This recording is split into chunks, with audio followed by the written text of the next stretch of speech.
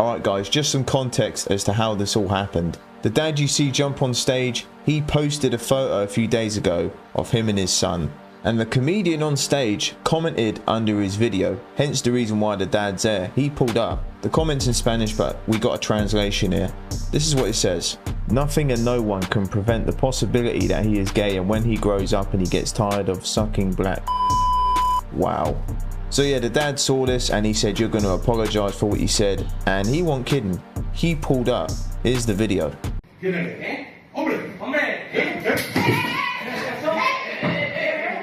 Estos los comentarios basura. Ahora, ¿qué decías que iba a comer un negro? Mi hijo que iba a comer pollas, con 3 meses, basura. ¿Ahora qué? Dímelo, dímelo a la cara. Aquí ahora, dímelo ahora. Perdonad, lo siento, os pido perdón. Os pido perdón. Soy únicamente un padre que defiende a sus hijos. Ha hecho comentarios sexualizantes de mi hijo de 3 meses. Y eso tiene sus consecuencias. No, ahora vas y me denuncias. Ya está. Es que mira, es que te cojo.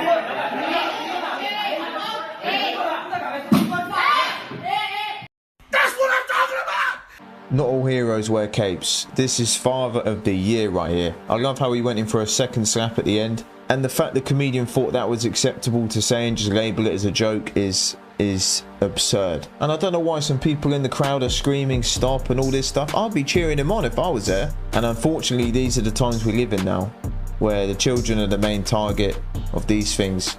I think we both know what we're talking about. Y'all know what's going on.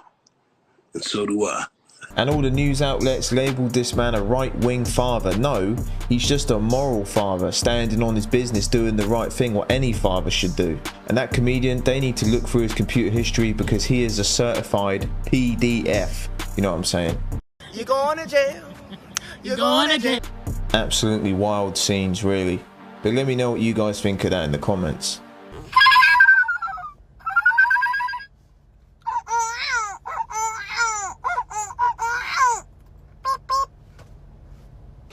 Fuck this. Fuck.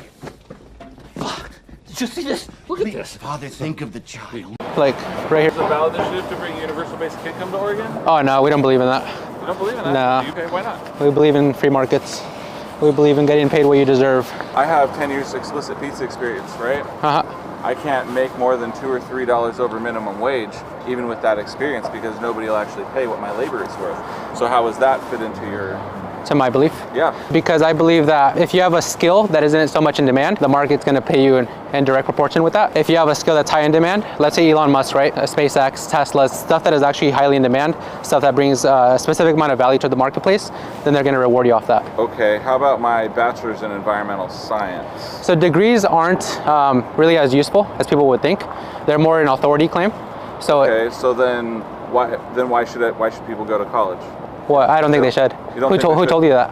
I mean, the entire society told me to do that when I was growing up. Yeah. And I went to school and I got a degree. I have 10 years explicit pizza experience. What the fuck does that mean? That just had me laughing, man, to be honest. It's nice to see people having a debate without screaming and yelling like we normally see. This guy's really saying he went and got a degree, but he's out on the street complaining how his pizza experience, he wasn't getting paid the right amount. He didn't use that degree, and then he became a pizza guy, and it's everyone else's fault. I don't get it. Should trans women be able to play in women's sports? Oh, wow. You hit me with that one. Yeah. I'm a big advocate that everybody should have access to sport.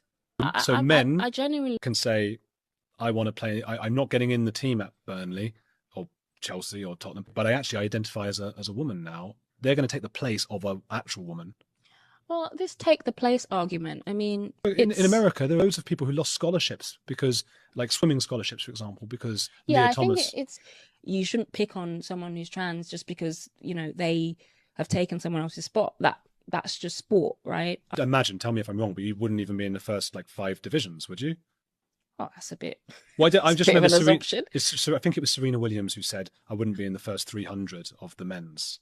Yeah, I mean, look, that's her opinion of her own ability. But I played with boys up until the age of 14, and I was better than a lot of them. Yeah, but you weren't playing with, you know. No, I mean, Alan look, Shearer. if I played with Kevin De Bruyne, and I mean, I'll be. If she really believes what she's saying, she's just part of the problem that is just ruining women's sports today. Who in their right mind would agree with that? Whether she's saying it because she don't want to get cancelled or whatever. Her promoting this and saying this is just encouraging more flipping melons to get in women's sports and ruin them. I want to just state that for 5,000 years BC, Gala transcribed and androgynous trans priests of Sumerian goddesses have been around and noted. Since we are standing on Anishinaabe land, Turtle Island, which is the nation that we live under, has I don't live under Turtle people. Island. Right, well, maybe you should read a little more Indigenous knowledge books. You don't know what you're talking about, do you?